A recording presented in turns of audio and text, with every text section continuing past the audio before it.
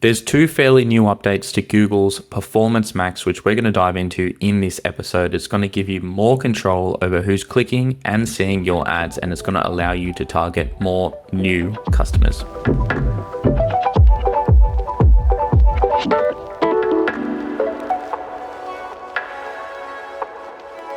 Welcome to Ad Spend Secrets. My name's Luke Smith. In this episode, we're going to go over Performance Max on Google. In the last episode, if you haven't seen that, we went over some recent updates on Meta, about how Meta is going more broad in its targeting. If you haven't seen that episode, check that one out. In this one, we're moving over from Meta to Google and looking at some new updates on this platform that are pretty interesting and are going to have a big impact on our clients. One of the struggles with Performance Max, and if you're not familiar with Performance Max, it's a bit of a black box, right? So it runs across the display network, YouTube, search, shopping. It's amazing for e-commerce brands. Most e-commerce brands that we work with get the best results with Performance Max, and all of the accounts that I'm auditing. We work with a lot of kids and parenting brands, and so I'm auditing a lot of those e-commerce brands weekly, and Performance Max is in every one of their accounts. So firstly, if you're not running these, definitely do hook up your shopping feed and get them going. But one of the issues with these campaigns was that you couldn't really see what was going on inside of it, and it's getting better and better over time. It has got better and better in terms of visibility. But even when you look at the insights today, you'll see categories of searches that are triggering clicks, conversions. You still can't get a cost breakdown, I believe, but you can at least see where the ads are being served. And what you'll see in most accounts is that you get a lot of brand activity. And by brand, I mean your website URL, your brand name is triggering a lot of those clicks, sales, and conversions within the Performance Max. So if you're looking at a Performance Max that's got a 5 times return on ad spend, that could be actually quite deceptive, because what that could be saying is, yes, we're getting $5 back for every dollar we're putting in. But if you dig a little deeper and you see 60% of the clicks are actually brand clicks, so people searching your own brand name, then it could be propping up that ROAS, and you might not actually be going after that many new customers, which is something I see a lot when we're working with clients from a first few weeks perspective, or when we're auditing accounts. And so one thing that we try to do, and we want to see more from in Performance Max, is the separation between brand and generic searches. So if somebody's searching your brand name versus if somebody's searching non-brand name, an example would be if you're a kids brand selling bikes, right? You might have the domain Bike Shack. And so branded search in that instance would be somebody actually searching Bike Shack. And if you see that coming into your Performance Max, it's heavily leaning into brand search, and it's probably propping up your return on ad spend. So you're not really clear how much it's actually prospecting versus retargeting. And so what we want to try and do is separate that out from generic terms. And generic in a search perspective, on a search perspective, is exactly that. It would be somebody typing something like kids bikes. So the problem with a name that is a little bit in the middle, actually, like Bike Shack in this example, is that some people might be searching generic terms, but your brand is being triggered. And so there could be a lot of demand, a lot of activity on that brand name of yours, but there might not be that much brand intent. And so one of the difficulties with brands like this, especially larger brands, is that you want to try and separate out brand versus generic. So you get a true picture of how many people are searching with brand intent and looking for, in this example, Bike Shack, because they should convert at a 6+ return on ad spend in most cases, versus people searching for those generic terms, so like kids red bike, for example.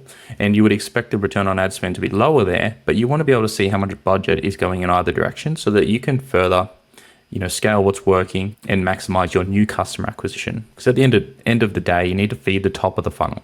We need to keep people coming in, get new eyeballs on the business. And if most of our Performance Max campaigns are retargeting or hitting brand intent, it's a little bit deceptive. It's going to restrict your growth as well. So the struggle was Performance Max didn't have the capability to actually exclude keywords. You could do it at the account level. And again, that was only 12 months ago or so that came in.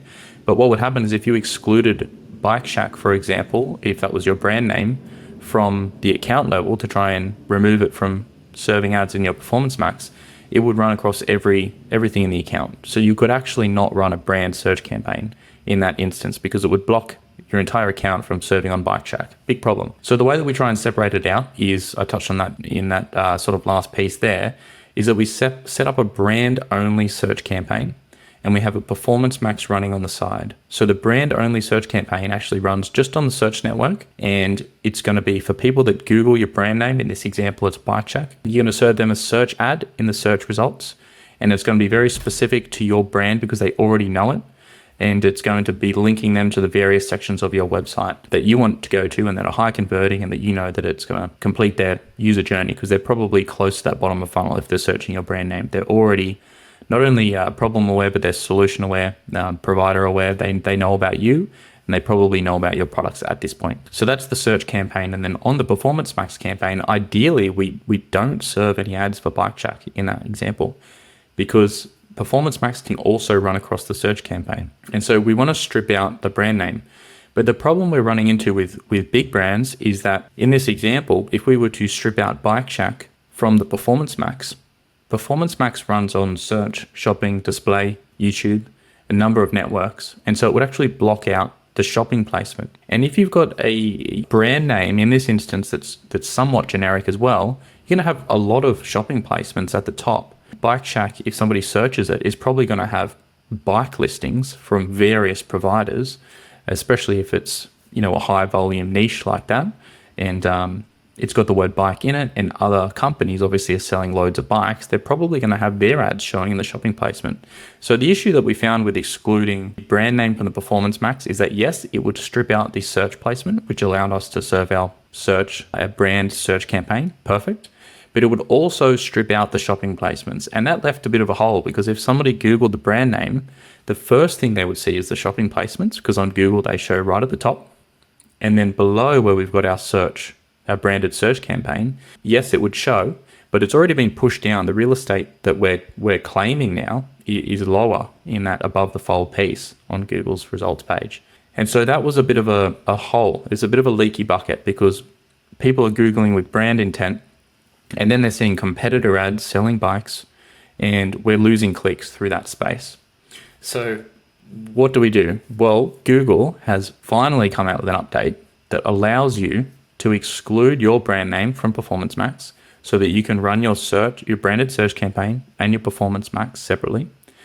But when you exclude your branded name from Performance Max, you can still have it show in the shopping placements. This is the perfect solution for this kind of scenario. The perfect solution, because we can now have perfect separation between our branded search campaigns and our Performance Max campaigns, so that we know how much we're spending on people that have the highest of intent, and we should have a very high return on ad spend on our brand search campaigns, and our Performance Max campaigns, which is then going to be mostly generic, but also a little bit of brand just in the shopping placements. And the reason we want it in the shopping is purely for real estate protection. And that's mostly relevant for scenarios like this, where you've got a brand name that may be somewhat generic. If you have a brand name that is completely unique, then you're actually unlikely to have the shopping placements filled with competitor ads, in which case you could probably just exclude brand completely from the Performance Max. And that would give you the separation.